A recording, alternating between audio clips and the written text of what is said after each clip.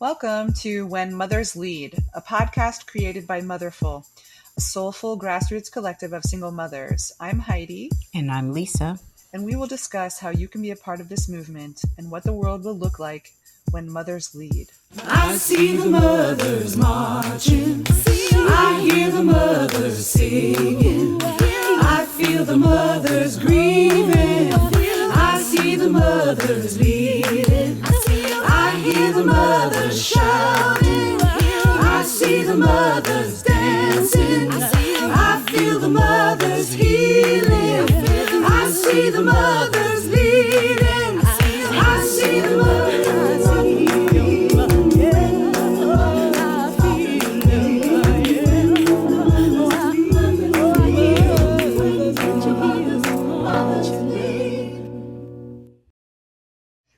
Hello, everyone, and welcome to When Mothers Lead. I'm Heidi Howes.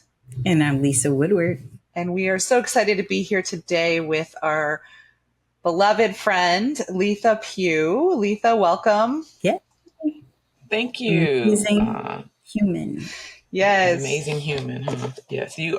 We are all amazing humans. So I appreciate that.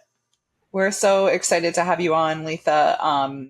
There's so much for us to share and talk about, and we'd love for you to just tell us a little bit about you right now and what's the most exciting things that are happening in your world as a mother leader. Yeah. As Who are you? Mother leader. Who am I? That is a great question. So real quick, I am, and I like to share this with folks. I am the oldest of a 15-year-old mother.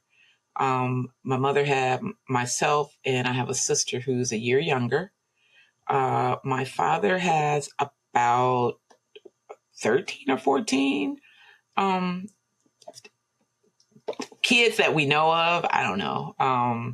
But we are my mother's only kids. And so I grew up in a single mom home, all the things that go along with that. And, you know, I do a lot here in Columbus. I'm a small business owner. I do a fair share of community work.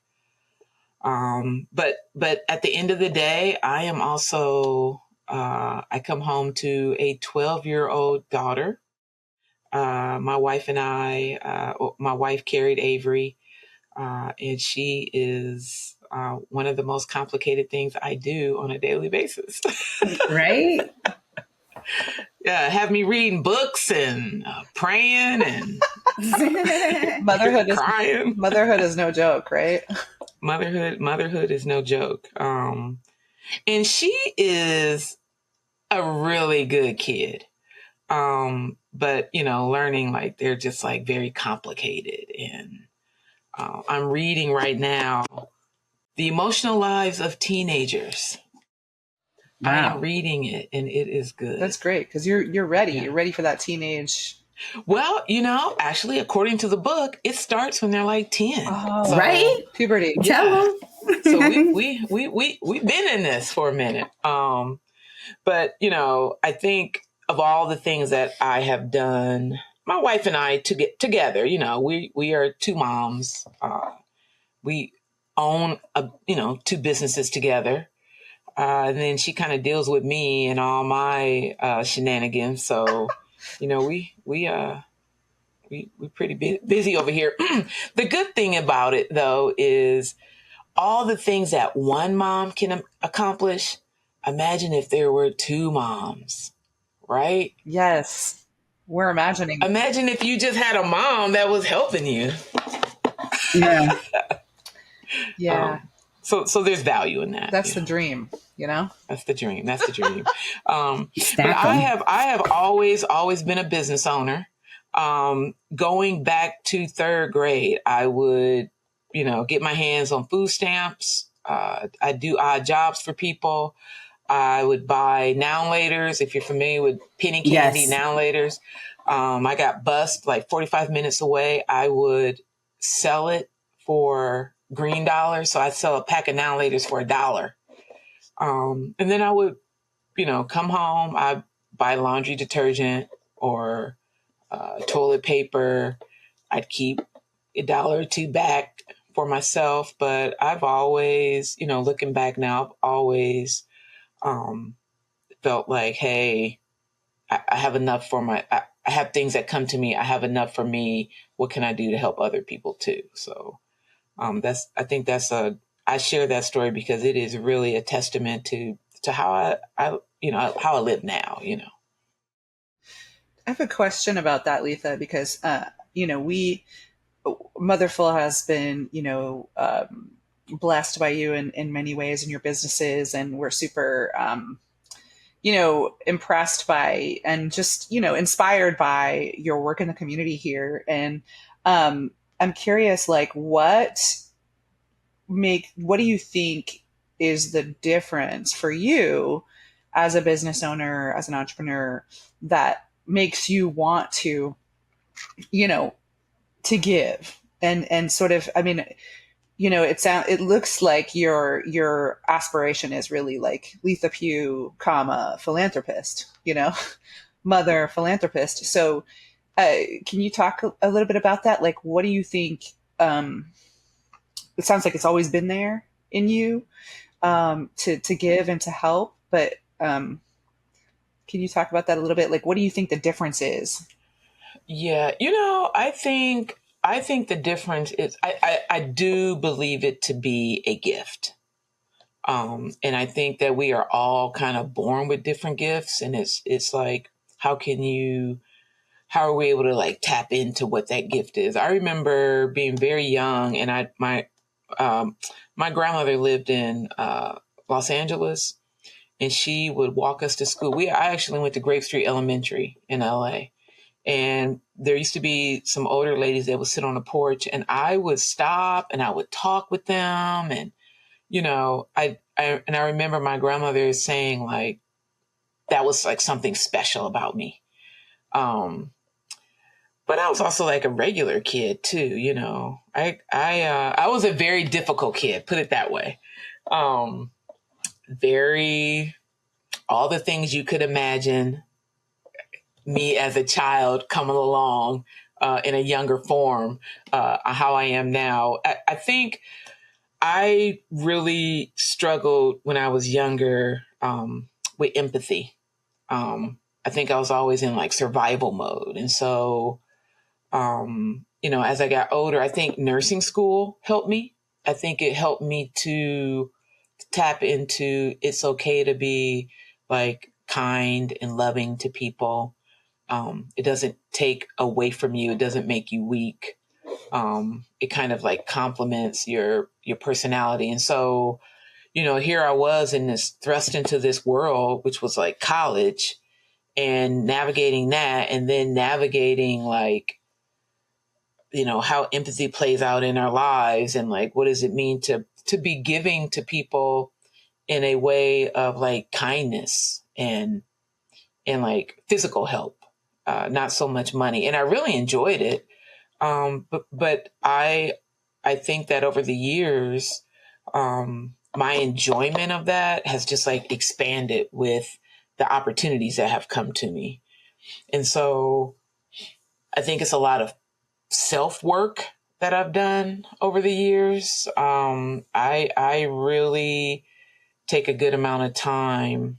I've had a lot of therapy and a lot of opportunity to tap into like energy and emotions and feelings. And I think I'm just a person that really enjoys sharing. I'll give you a perfect example.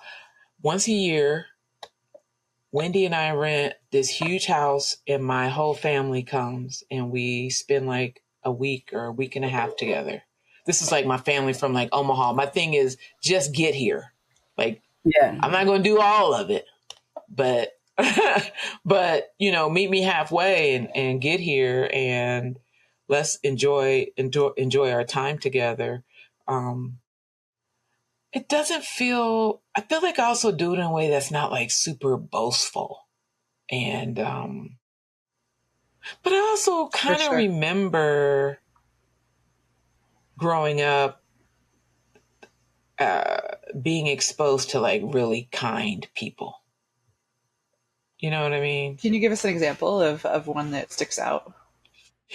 Yeah. I used to go to this rec center. It was called Wesley House. It was like just like a rec, like the Beatty Rec Center or something. And there was a guy there, and this is when we were, I was in maybe like fourth grade, fifth grade, and he, his hair was locked up. He didn't wear deodorant. I'm pretty sure he wore like patchouli, because sometimes we'd walk in and be like, ew, what is that? And he was the kindest, warmest, most gentle man that I'd never experienced that before. And he taught us about like Kwanzaa. And, now I think back, he probably was making $3 an hour working at this rec center with these hood rats. And, we'd be making fun of him because, he'd have the whole place lit up in the summer because he didn't wear deodorant. And you want to know the crazy part is I would always think, when is he going to touch me? Like inappropriately. Yeah. You know what I mean? And like, it never would happen. And I would just be like, that's just always stay with me over the years. Like, right. He's too nice. He was too nice. And it was just like a genuine love for people. And if you've never experienced that, how would you know? And so, I've carried that with me over the years. I've had several experiences with humans over the years that have just really poured into me. And it's just been because I think they just saw something. And you also work with the Parks and Rec here, right? I do. I'm a commissioner for recreation and parks. I'm actually president of the commission. And so what we do is a lot of legislation, we approve a lot of the funds to build the parks out, the park system. So a lot of bills come through like, $1,376,000 and blah, blah, blah. So now all that is just like numbers anymore. But my emphasis on being on the Recreation and Parks Commission is that there's equity in the park system. And so we can keep building out here in like upper, north end of Westerville, but I need to see these inner city parks cared for and taken care of as well. And so you're seeing like Glenwood has a new pool, and there's going to be the West Side is one of the more, just not a lot of green space per person. Really looking at the tree canopy, like trees are very important to our electric bills. And so, I really dig it. Does that come from like your experiences as a child, do you think, or? You know what? That's a great question. Before I was on the commission, I had to go to a Southside rec center one day, and it was in the summer.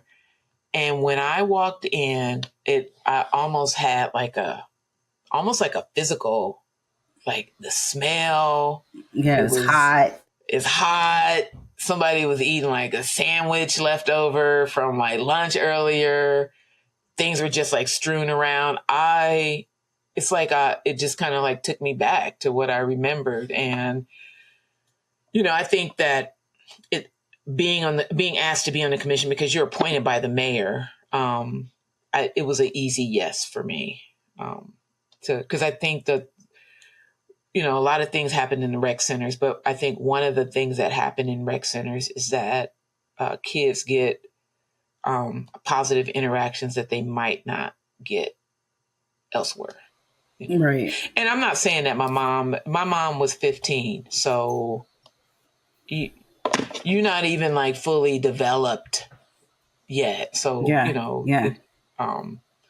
I just happen to be, one of those kids that like you could give me a list and a stack of money and I'd go pay all the bills. And then what was left over, I could get a piece of pizza and my Mad magazine, and I was good. You know what I mean? Right. Yes. Yeah. Bring all the receipts back in the envelope. You know what I mean? that also, I also think about like, It was when did I survival. have time to be like a kid? Yeah. Yeah. That's crazy being I was a teen mom. I can't imagine being 15. What other types of resources did your mom tap into when you were a kid? Like I know we have a pantry and a resource garage for single moms. Where did she have community resources that you remember of? I do remember some things. So we lived in this apartment complex. Essentially, it was like a village. 100 apartments, 100 single women. I mean, their boyfriends would be living there, but it was supposed to be like women and kids, and it was HUD housing. Right. Um, it had a very strong, like, you shared laundry detergent. You shared at the end of the Yeah.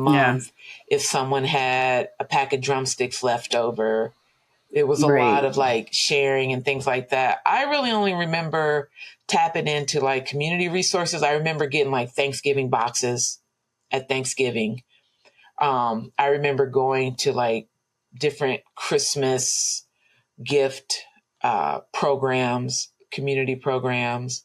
Um, I do remember one time getting like free coats or something, or we got like a voucher to get coats. So I struggled because when we were teenagers, when my mom finally started working like consistently full time, um, we were excited to work like a summer program. We called it CETA in Omaha. And it was like, when you're like 14, 15, and they put you at like a work site and then you get paid. And my sister and I are like, yeah, we're going to do this with our money, this and that. And we went down, and my mom, I'm not exaggerating, she made $3 over the cutoff. Wow. And they denied us. And I remember like walking back to the car, and I felt like we were like floating back, like in a daze, you know what I mean? And then she was just like talking about it like over and over. And I'm like, $3? Like, how could you, Yeah. how does that happen? And so, um, I ended up going to Upward Bound. You ever heard of Upward Bound? Mm-hmm. So every summer from 7th grade through 12th grade, I went to Creighton University. I lived on their campus for the summer, and I would take classes I would get a head start on the next year. So like algebra, geometry, and they were small classes, and we got a stipend, and they took us to do things, and that kept me out of trouble. You know what I mean? And my sister didn't do that, and I see the difference.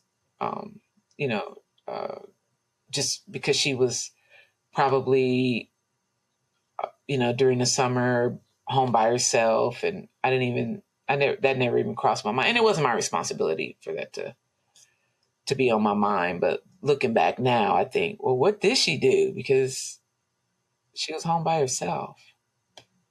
But yeah, I was in Upward Bound, and they focused a lot on like going to college, and so I was kind Right. of like, well, I guess I'm going to college. Yeah. Yeah, yeah. Amazing. Nobody in my house was saying, my mom wasn't like, you're going to college, or my mother. She never went. I was a state champion shot putter. Mm-hmm. If you know what a shot put is, it's like Yeah. yeah, Yeah. yeah.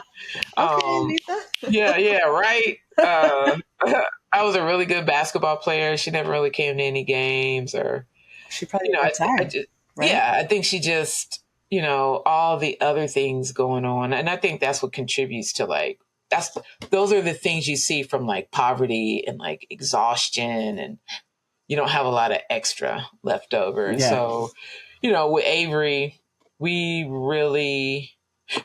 tried to balance it out with her, because her experience um, is very, very different from both Wendy and I.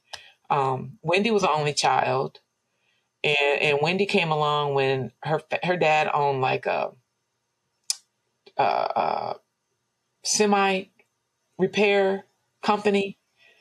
So at one time they were doing like really well when Wendy was coming along, and we tried to have some balance with Avery. So like pretty much once a week, I'm like, you're really lucky to go to Wellington and have these opportunities, and I hope you'll one day you'll understand like the value of it, and um, but we also are not rich like these people are rich.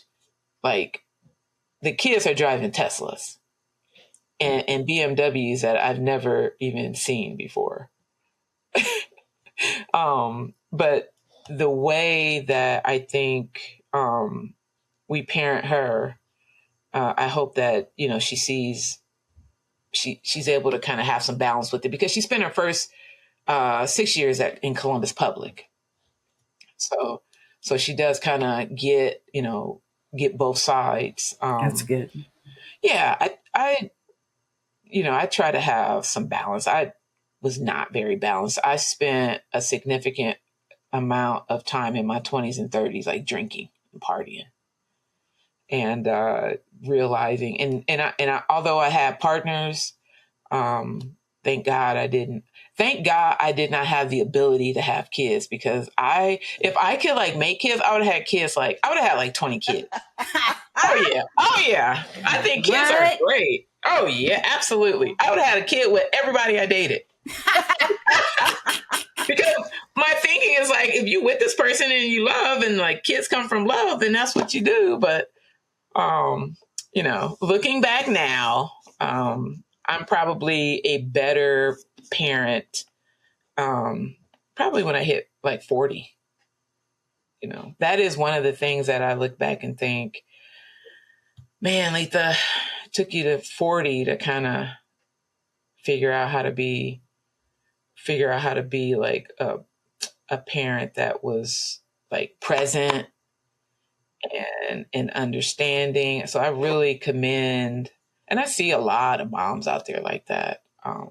They have that skill, the gift. It's a gift.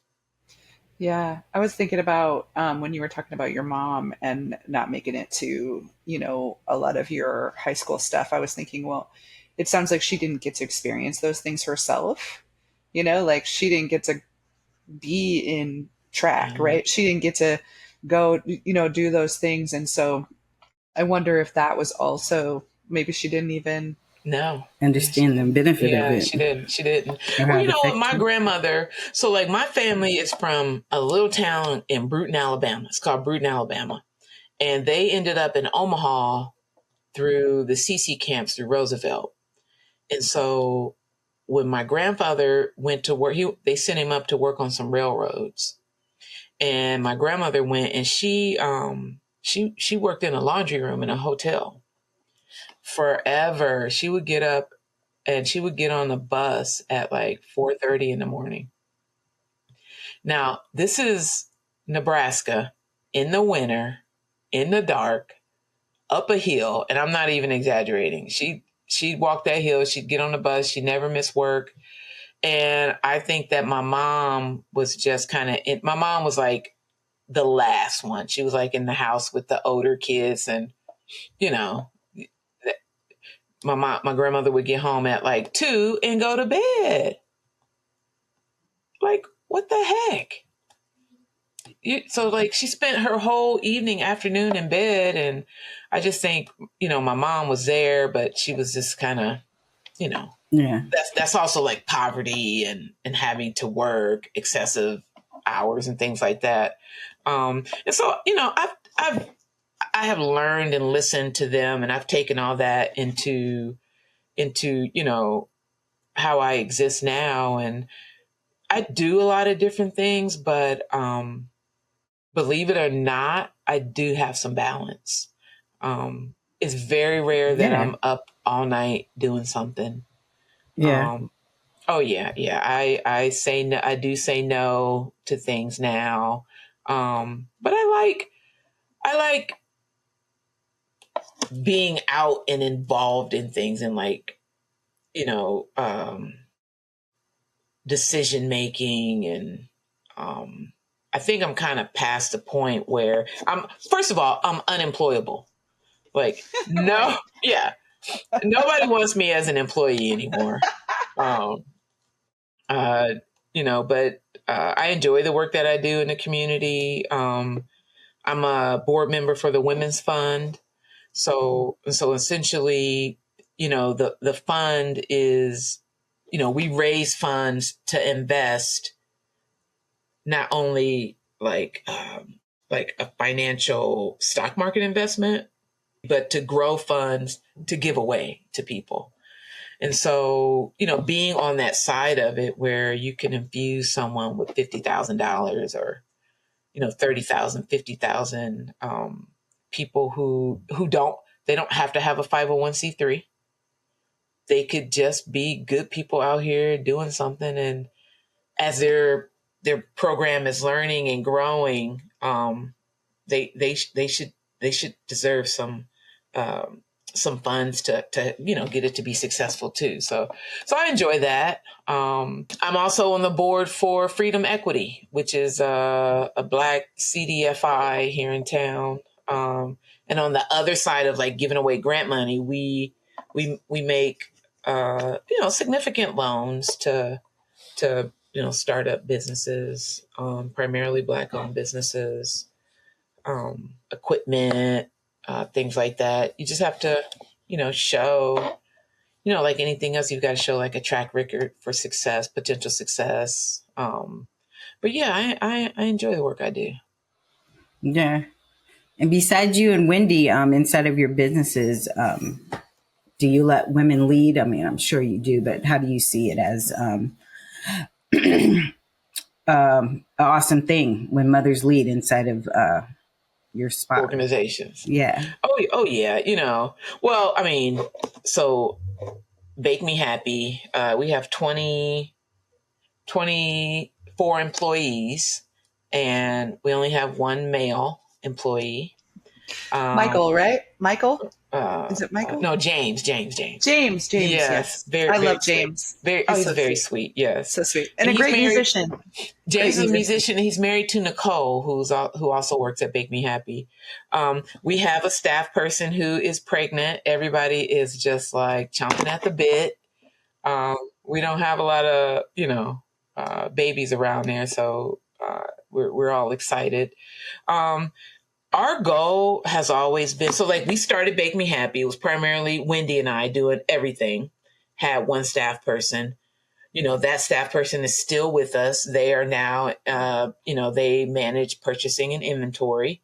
Nicole came on as, like a lead barista. James came on as a barista. Nicole is now the coffee shop manager.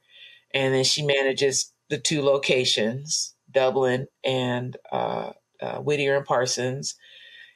As we expand and grow, we'll have assistant managers at each location. And then Nicole or whoever's in that role would manage those assistant managers. So we're slowly getting there. The one thing that I like about having women in leadership positions is that Wendy and I can just be ourselves and manage. So we're all speaking the same language. We all kind of have an understanding. It's easy for someone to say, my mom is living with us and I need to take care of some things. I'm very much, we're very much supportive of that type of work environment. I used to own a home care agency, and and I still work there on Mondays. I don't tell a lot of people that, but like Monday I'm there and Friday I'm at Cafe Overlook. But when I like actively owned it from 2009 to 2013, I had about 150 home health aides at one time. Lots of moms, lots of single moms. I would do cash loans to people. I loaned out over $50,000. You know how much I didn't get back? $50. Wow. $50. Wow. $50. And so it was a very manual, rudimentary system because it was just me. But like, Yeah. I would have a list of people that, had how much they owed, and, I would take it out of their check. So I had one woman who every summer she would borrow $2,500 and she would take her kids on a big trip. And then all year long, she would pay back $50 a week. No interest, no nothing. Yeah. As they rolled off, that list, I would write the list from one week to the next. So it'd be like Wow. 50 less, 50. There was this one, like I kept rolling her. It was like 2 years. I wasn't even doing it anymore. They were like, you still keep that list with that girl's name on it with $50? I was like, yes. Yes. Because You still remember. if you don't know by now, there's probably a part of me that's like a little bit like OCD. You know what I mean? How could you not be? How could right. Right. Right. Yeah. You made it that far. That's awesome. We're launching our microloan program for that exact same reason. Okay, yeah. Yeah. Yes. I don't know if we shared that with you. No, I didn't know that. Yeah. One of our donors seeded our loan program with $5,000. So we are going to launch that in January, and it's a zero interest loans. Moms need to have been in the collective for over a year in order to apply. And then we have an application that actually one of our mom members is a loan, what they call it, loan Officer, person. maybe. Yeah. Yeah, she's a loan officer Yes. at a bank. Mhm. So she's and she actually used to work in like the payday loan places too. So she knows both sides. And so we're really excited about that. So that's so cool to hear that you did that. Yeah. I think it is great. And I think that is something, if you can show, like, let that be your pilot. Yeah. I don't know. So like service, we gave away, it wasn't a loan though. It was just a straight grant. Right. Yeah. But we have a grant too. And at any given moment, all they had to do was stop working, and how would I get the money back? I just had this little green slip of paper that they would fill out, and I would sign it, they would sign it, and they always pay back. So that tells me that there's a significant number of women, men, women, people in our community that they literally don't have like $500, $300. And so, no access to capital, or just access in general, so, I think all these things that, over the years, that I've done or been involved with have, kind of led me here. I'm 52. I'm like, I got like 10 more years and I'm trying to, get on a boat. And yes, not even a fancy boat, just like a pontoon boat. Come on. I'm totally okay with a pontoon boat and my little fishing gear. And yeah. Wendy and I, sometimes we go to a lake and we just have our little fishing gear and stuff, and we just sit down there and have fun. And that's awesome. It's I think that of all the things that I do, a lot of it is heavy. And so I need like not heavy stuff. So that's that balance. Simple. The balance. That's the balance. Yeah. Yeah. So what do the next 10 years look like? Like, what's your vision for the next 10 years? If we're retiring in 10. Yeah. If we're retiring in 10. So what's the Letha Pugh legacy like? The Letha Pugh legacy. I got a couple of things in the works right now. So 2.0, Service 2.0. Oh, yeah. So real quick, pandemic hit. People didn't have access to food and money. We started a nonprofit called Service. We gave away about $60,000 in grants. We did about 11,000 meals in a series of 2 months, and Cafe Overlook grew out of that. The next phase is what we're internally calling 2.0, but it's like Service Innovation Kitchen. Hopefully it'll be in Franklinton.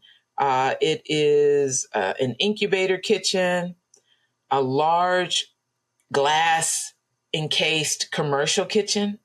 So the restaurants cook out of it, but then You can also rent time in the kitchen if you have a concept you want to kind of bring to life. Yeah. And then we'll have like a tasting room, cocktail bar in the evening, during the day, coffee, pastries, and then also potentially, and the pastry chef is going to be like kick ass. So we're excited about it. Wow. She has. You ever heard of Hey Cake? Mm-mm. Oh, she's got a display case. It's Kate DeJupe. She's got a display case right now at Seventh Son. Her cakes are amazing. Her cakes are amazing. So this is not going to be gluten free. Oh, it's not going to be gluten free. No, not gluten free. Not gluten free. Okay, but Bake Me Happy is has the corner on that Oh anyway. yeah, Bake Me Happy is good. Bake Me Happy. I'm working on. So I got some things with Bake Me Happy. I'm working on a flour blend that can go on the store shelf. Not really doing a lot of expansion with Bake Me Happy. Preston's working on a second location at some point, like early stages.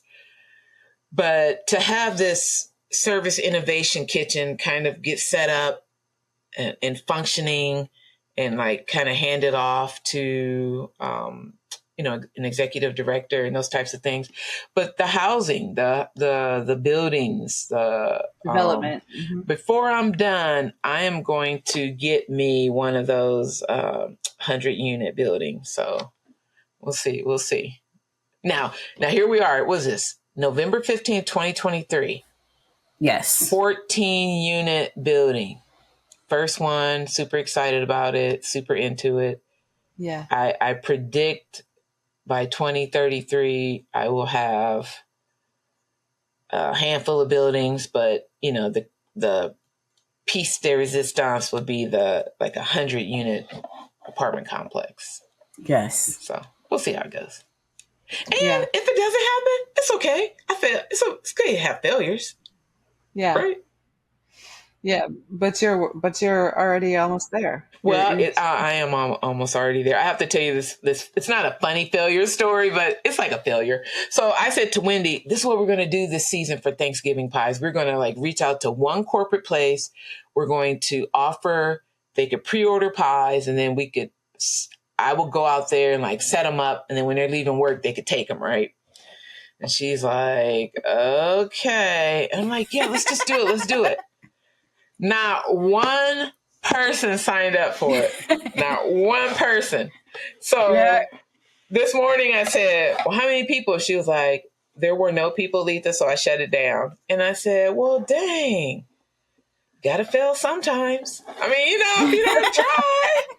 I was like, next year we're going to start earlier. Next year we're going to do this and this. And she was like, bye. But it's okay. I mean, that's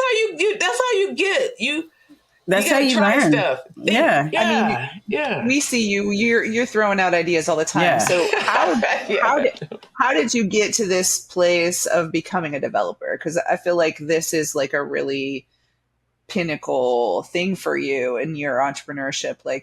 And also I just want to uplift that you're a developer who's really doing good it differently. Yeah. Right? You're doing it differently. And can you share like how you came to want to do development and, especially on such a large scale, and especially, entering a space that is primarily, held by, wealthy white men around the world, but especially in Columbus, right?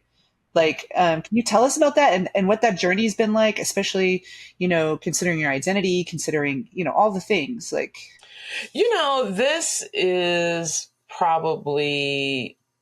this is going to be fun.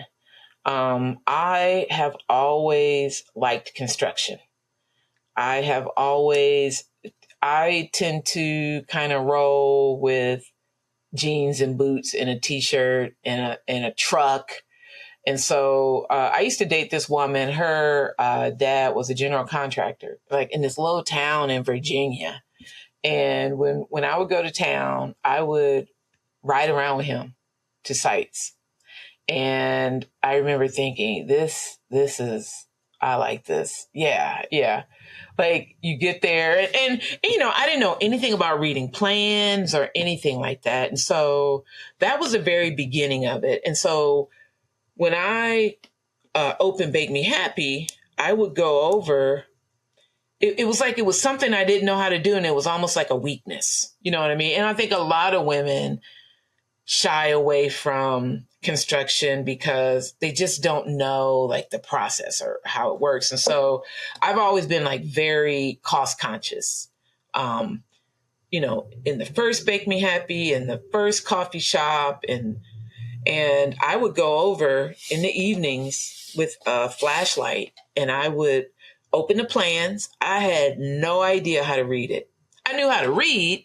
I was like, okay, that's the start. So I would just read things. And then like this arrow would point here and I would read that. And then it would say, see Appendix D. And then I'd go and I'd be like, oh, here's a bunch of appendixes back here. And I would go and I would find it. And so I started to see like how all these pieces fit together. So I would go the next day and be like, hey, these outlets, the plan said these outlets should be GCFI. You know how you can poke it and make it pop out or whatever?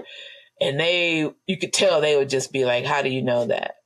But I never said, well, I come over at night and I read the plans. And so I just kept doing that. And so then what happened was we ended up getting Bake Me Happy open, like the very first location. Then the location on the corner there at Moeller, that came second. So the first Bake Me Happy was like an open kitchen concept. I don't know if y'all knew that. Did you ever go in the back? Okay. So you know how you used to go to old Bake Me Happy right there on the corner. Mm-hmm. It looks like a little coffee shop. On the back was 3,000 square feet. And it was an open kitchen. But when this front space became available, I grabbed it. And so me and Sandy, we have been connected, 10, 12, 15 years. And Sandy is retired from the Limited doing like construction. So I was like, Sandy, I think I could be the GC on this project. And she'd be like, sure you can. And, you know, right? That sounds like Sandy. Yeah, you can do that. You got to do this, this, and this. And I would do it, you know, you got to get this paper signed by the owner. And I just went through all the steps. And so, you know, I would call people in to give me quotes. Here's the plans. And I wouldn't get it right all the time. But every time I did it, I got more polished with it. Right. So, when we built out Parsons and Whittier, I could sit at the table and say, hey, I'm looking at these plans. This is, you know, I told you my budget was this amount. The plans have come back this amount. I see this floor drain across this floor. What is this for? And then you take the floor drain out. Well, that saved you $30,000. Yeah, I know. You know what I mean? So it was like, okay, there's some hustle in this and you got to figure out where the fluff is. And so, you know, we got Parsons and Whittier going and I used to flip houses with Tonda. Tonda is an interior designer. So Tonda would do a flip and I would invest in it and then she'd sell it. I'd get my money back, get some interest on top of it. And when we moved into Wendy and I bought a condo up here in Clintonville. I redid the whole condo. And it wasn't blueprints and things like that, but it was kind of like a start and a finish. And I was like, okay, I think I could do this. And the big part with development, it's not the construction, it's the finances. It's understanding the numbers and how they work. And that's what I got from the EDAP program. It was like, that was like the missing piece, you know, like every week was a different class. And it was, you know, one class would be on site selection. Well, yeah, I would ride past an empty lot and be like, oh, they only want $5,000 for that lot. I'll buy it. Well, now I learn like this probably got an easement on it. There's no electric to it. it's probably zone, blah, blah, blah. All it's that type of stuff that I didn't know. So once I have the knowledge, it's very easy for me to pick up on something. Like that's all I've always, even as a kid, I thought I could drive. I think I was like 5 or 6. I drove. Yeah. I got in the car. I watched what the adults were doing. And one day I got in the car. Why are you shaking your head, Heidi? Yeah. Oh my God, that's something something my son Quila. will do. I know. It's very, I know. I'm terrified. I know. So it is a gift. I do. I embrace it as a gift. I embrace it as my creativity. I'm not like, I don't do colors and things like that. I do processes and no, I don't decorate. I don't. You had a paisley jacket on, I think, a few weeks ago. I can put some clothes together, but like to walk into a space and like visualize, what makes something. So I'm also getting these infusions of information too. So like through the service project, we have money to hire somebody to walk us through the branding stuff. And so that like kind of like by proxy helps me with these other things, but I never attributed what you see visually with how it makes you feel. I feel like entrepreneurship is a creative endeavor. Yeah. I feel like it sounds like that's your creative outlet, and creative is just all the pieces of creating something, a business, creating. Yeah. So creating a business and then I put my spin on it. Like you can create a business, you can have enough and you can share. You know what I mean? And so like to live by that. Yeah. It's like a social enterprise consciousness. Yeah. Really. Of like, okay, well, let's create a business so that we can help more people. Yeah. That's very responsible, respectful. Yeah. I love it. And so the developing is the next phase. And you shared that you love to go to the lake and fish. What other hobbies do you have that we don't know can about? you cook? I mean, you're in culinary. Can you cook? No, I'm not a very good cook. Not very patient. Not a good timing things to kind of happen. That's a gift. You know what I mean? I'm like, Wendy, how you get everything to come out at the same time? No, that is not me. But you can send me to the store with a list. I will chop down the tree for the fire. I contribute other ways to that meal. I do like to read. So in the evenings, even it takes me forever to read a book because I'll read 2 or 3 pages at a time and then put it down. And I'll read like 3 or 4 books at a time. So it's like this constant, like shuffling in and out of books, which makes my brain shuffle in and out of things. Yeah, you know projects. what I mean? Mm-hmm. Projects. Let me see. I don't really have. Oh, I like bourbon. I have a very, very large bourbon collection. Oh, this is a new thing. I did not know about this. Okay. What's the Holy Grail bourbon? You ever heard of Peerless? No. Okay. The bottle looks like a. Let me see. I might have one here in my desk drawer. In your desk drawer. I'm not really drinking it. No, I don't really drink it. But see, ice cubes too. You see? So, that's beautiful. Yeah. So that is, you can't really get Peerless here in town.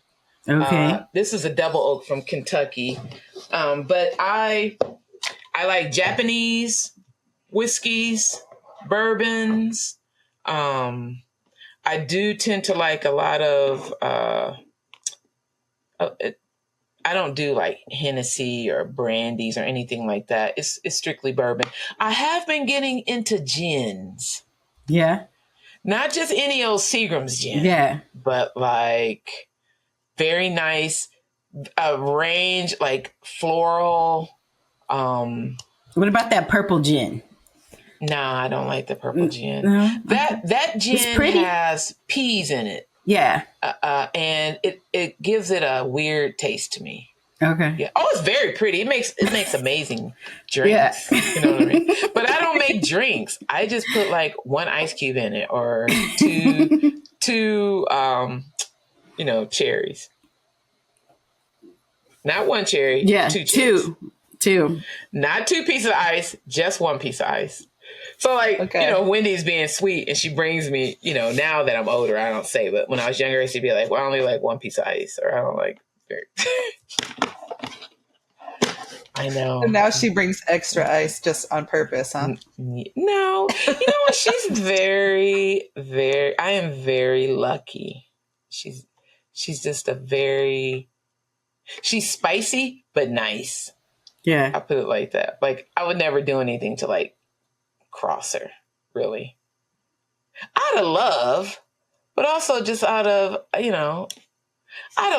I am probably the most, I have a very masculine way of like existing, but I'm a woman. That makes sense. I don't know if that makes sense to y'all or not. Totally. So I tend to parent, probably more masculine than Wendy, but in a loving mom way, if that makes any sense. Yeah. But yeah. Any other hobbies? No, that's about it. I do scratch offs. I don't know if y'all ever do scratch offs. Like a little old lady. Yes. I prefer the bingo ones. Every day? Oh, no. Every day? Those are too many scratches.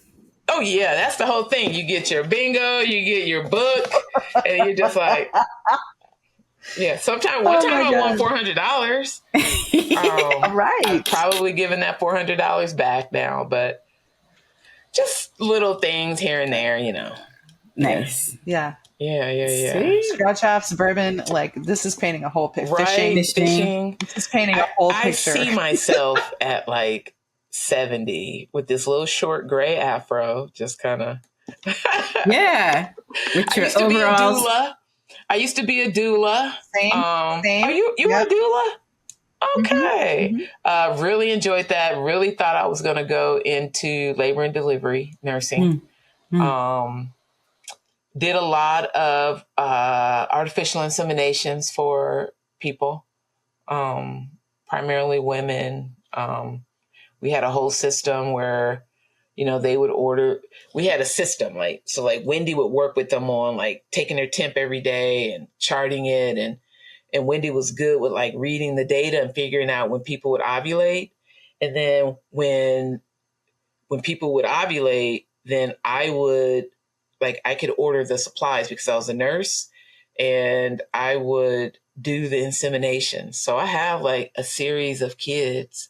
So we have this joke, like I'm going to be this old Black lady in the nursing home. They're going to be like, wow, these white kids coming in here saying you're their mom. I was like, oh yeah, because those are my kids. And I would do it for like a 6-pack of beer or a bottle of bourbon or something. And we had some successes. Wow, Yeah. that's amazing. Yeah. So it was just like a private thing you were doing? Just private, people would say, I have some friends, they want to get pregnant. And we'd be like primarily in the lesbian community? Lesbian community, yeah. I'd be like, okay. So, what, Lisa, are you speechless? Yeah, that's funny. That's like the underground insemination. It was. And it was like totally, think about it. It's a very vulnerable type thing, Right. Absolutely. Did you have like an inversion table or something? No, but I'd be like, okay, well, I'm gonna prop your hips up here, and I would have like a towel across, and on my way over there, I'd be like, all right, because you have a window, So you Right. want to hit it on the front end of the window and the back end. So it was like a two prong thing. I'd be like, all right, I'm on my way. You need to have an orgasm. I'll be there in like 15, 20 minutes. Because that's like what opens everything up to get it ready to accept the sperm. And so I would get there and we have that nitrogen tank and you'd be like this big ordeal and this thing and this glove. And you pull it out and it's like this big, this little tiny vial. Wow. And you would pull the sperm out. And so then I had this little microscope. And you know how when you plunge something, everything doesn't get out of the tip of it? It's just like a little, I would tap that on the microscope and in that would be just thousands of sperm. Right. And and I would think like all these sperm, like you just need one. Yeah. And how do you get the one that give your kid their personality? Isn't it amazing? Mm-hmm. Yeah. You two are like, what the hell? No, it's so cool. I loved it. Yeah, it's so versatile. And then like when they would get their positive test, I would be like, yes. We did it. We did it. Oh, that's magic. Yeah. That's magic. That's I love that. I was making moms, right? That's my contribution. Amazing. This is such an awesome convo, Letha. I'm so grateful for you coming to talk with us. And we have just one final question that we ask everyone on the podcast, which is, if you could imagine with us the world in which mothers lead, what does that world look like for you when mothers lead? What's possible? I think mothers, being in a world where mothers lead, I think the effects just from a generational standpoint, it'd be so different. Imagine a world with warmth and stability and rational, where people could really figure themselves out and tap into like the things that are just right there that I think a lot of times, mothers can bring out. And I think that's what I see, or that's what I envision. It's almost like, say you were at a lake and like there was a bunch of moms there with kids, like just running through the backyard. And it was just like sunshine and safe. And everybody was just like together. Expand on that to the world. You know what I mean? Mm-hmm. Yes. That's beautiful. Nice. That's beautiful. Yay, Thank you so much, Letha. We're gonna end with that and take that little piece out here. So thank you so much. You're very welcome. I appreciate you having me. We appreciate you. I see the mothers marching. I hear the mothers singing. I feel the mothers grieving. I see the mothers leading. I hear the mothers shouting. I see the mothers dancing. I feel the mothers healing. I see the mothers